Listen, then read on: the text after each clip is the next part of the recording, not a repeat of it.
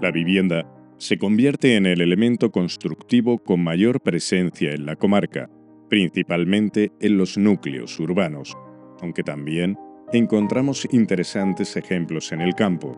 Esos espacios alejados en forma de cortijos o bujardas que han perdido funcionalidades, pero que en su día fueron el eje vertebrador de nuestro territorio. Aunque ocupan un papel protagonista en la arquitectura tradicional, las viviendas es de los ámbitos edificados que mayor transformación ha experimentado en las últimas décadas, debido, entre otras razones, a la llegada de nuevos materiales, la pérdida del conocimiento asociado a las técnicas tradicionales y los cambios en los usos de estos espacios. Sin embargo, y a pesar de estas transformaciones y de las irremediables pérdidas, la vivienda nos sigue ofreciendo claves para conocer técnicas, materiales, formas de habitar, sentir y vivir. La vivienda es más que una suma de paredes y tabiques. Es el reflejo de una forma de entender y compartir el espacio que nos rodea. La vivienda nos habla de aspectos socioeconómicos, de procesos de adaptación, de sentimientos, recuerdos. La vivienda es nuestra casa, nuestro espacio común, representa, en definitiva, lo que somos.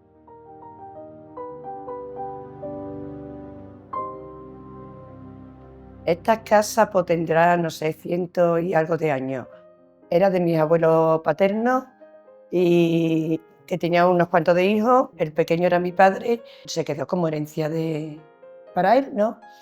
Aquí nos hemos criado pues 11 hijos, mis padres. Yo he vivido siempre desde que nací y la verdad que me trae muchos recuerdos de ella. Aquí nos hemos criado todos los hermanos juntos. La verdad que no lo cambiaré por ningún otro sitio. Me fui a vivir unos años fuera, pero nada más que 4 años, pues después ya volví y no he vuelto a irme a ningún sitio más. Todos mis recuerdos son de la casa porque hasta los 31 años yo estuve aquí viviendo. Era la vida y el proyecto vital de mi madre. Mi madre nada más que vivía para la casa, para todos los detalles, cuidar que estuviera porque la heredó de su tía Sonsa. Fue una casa heredada, se la cedió con todos los enseres. Desde el minúsculo enser de cualquier pequeño objeto, hasta la cuchara, hasta el plato, hasta los muebles, todo está tal cual la heredó de su tía Sonsa.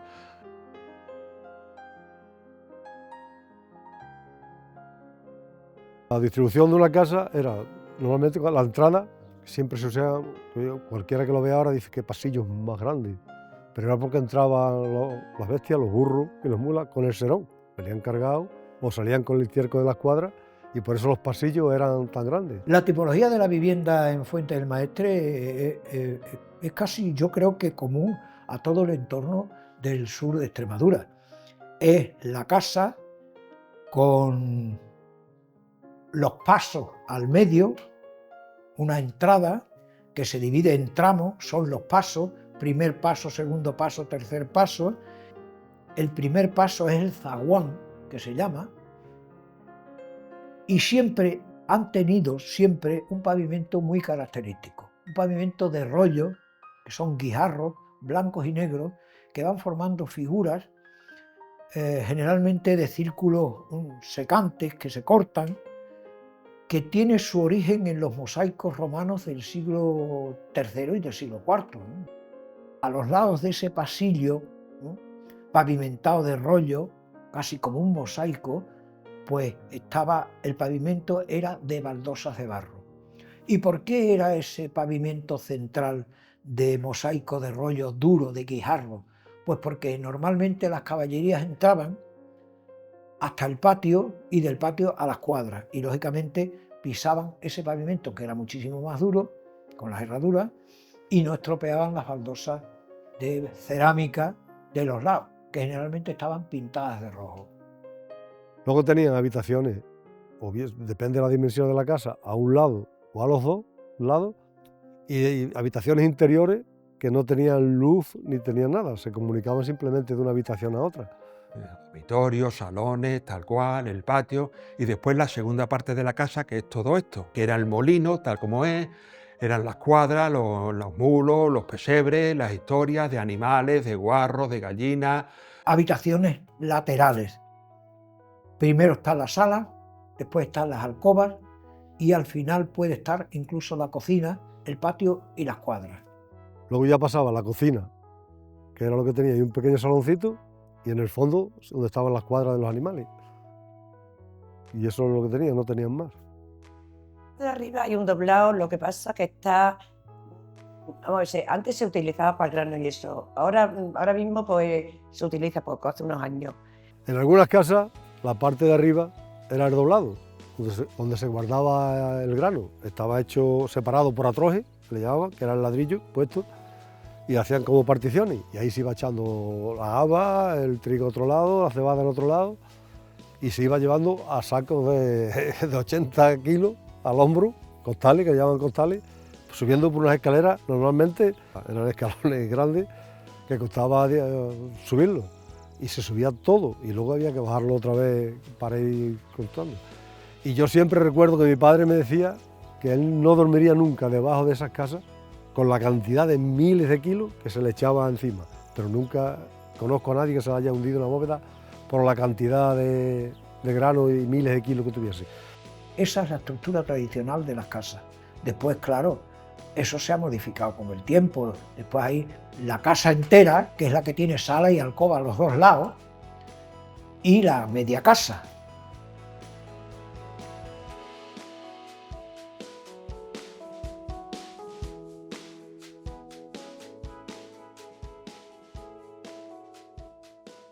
Las casas antiguamente se construían lo que era la parte de abajo, sí, normalmente 1 metro, 1,5 metros, con piedra.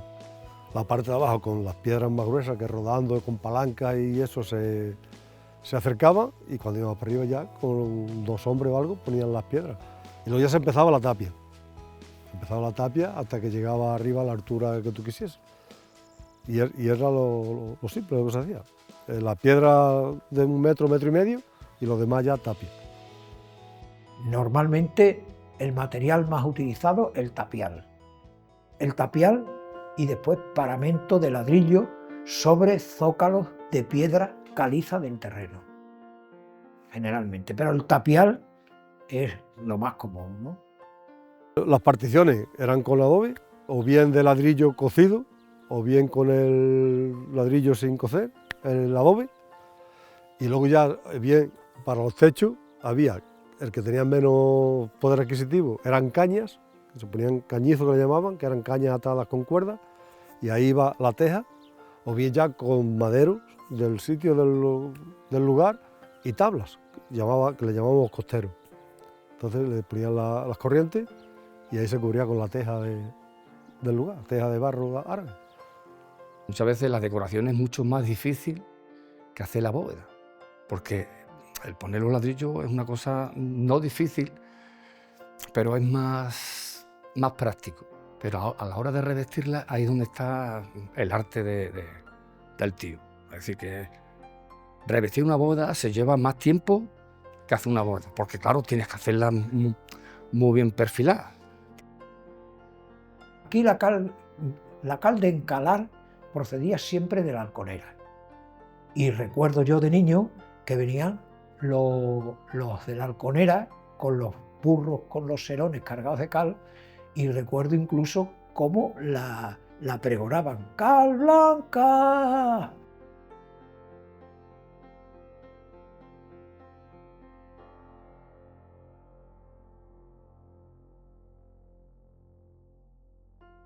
La propia palabra vivienda, hoy es un ejemplo llamativo. El gran cambio que se ha producido en la arquitectura contemporánea es que hoy hay una exclusividad de la funcionalidad de las edificaciones. Hoy las viviendas son viviendas, pero eso no era así en la arquitectura tradicional, ¿eh? Cada vivienda reflejaba actividades productivas, grupos sociales. Entonces, claro, lo interesante que tiene el reflejo de la arquitectura tradicional en el ámbito de la vivienda era precisamente que nos expresaba unos modos de vida creados desde dentro, ¿no? evidentemente estamos viendo cómo se reflejan los diferentes sectores sociales, desde el jornalero, la persona que tiene pocos recursos a la persona que tiene. Y lo muy interesante que nos reflejaba todo, o nos refleja esa arquitectura, algo que ya ha desaparecido, era como, curiosamente, muchas veces, incluso las grandes casas reflejaban también la arquitectura humilde, ¿no? Como era una arquitectura creada no solo por utilidad, sino para la escenografía, para lo simbólico. De tal manera que una de las peculiaridades de la vivienda, curiosamente, es que tenía dos funciones. Una, la utilitaria, pero sobre todo la simbólica. Y eso me vale para la gran vivienda propietario, burguesa, traída a la ciudad, como la pequeña propietario, la pequeña jornalero, el detalle, los detalles tan bonitos, a lo mejor de cómo decora, la limpieza, la ornamentación, ¿no? Por lo tanto, no hay nada en ningún tipo de expresión que tenga que ver con lo local, en este sentido, como la arquitectura para reflejar los modos de vida. Y la vivienda es un ejemplo paradigmático. Entre Zafra y la comarca hay una gran diferencia, porque existe también de tipo económico a lo largo de la historia. Zafra, como sabéis, ha sido una ciudad en el sentido productivo, es decir, se ha dedicado al comercio, a la artesanía históricamente, por eso tuvo murallas, no para defenderlas de militares enemigos, sino fundamentalmente en la noche protegerlas al comercio y a la artesanía que radicaba en la ciudad, protegerla de bandolerismo o de asaltos en esos momentos de debilidad de diario. De tal manera que Zafra, al estar rodeada por una muralla, las viviendas son en altura, normalmente 2 o 3 alturas intramuros. Extramuros, en los barrios que fueron creciendo posteriormente, ya encontramos otro tipo de vivienda de una sola planta. También hay algunas de una sola planta. Lo que pasa es que, como suelen ser viviendas de gente burguesa, pues están muy extendidas en la superficie, y la planta superior suelen ser doblados, es decir, utilizados como para almacenamiento de grano o de otro tipo de productos agrícolas, ¿no? También, evidentemente, en la zona son muy abundantes las viviendas de una sola planta, algunas que, bueno, pues el doblado es prácticamente asoma a través de una pequeña ventanita de ventilación por la fachada, de tal manera que no alcanza en esta altura que estoy diciendo a las casas que aparentemente tienen 2 plantas. Y en esas casas, bueno, pues son de labradores que o tienen menos tierras y por tanto menos producción, menos almacenamiento, o por supuesto las casas de los braceros o labradores sin tierra, bueno, pues esas no tienen ni siquiera el doblado, ¿no? Sino que directamente la cubierta va directamente sobre la primera planta.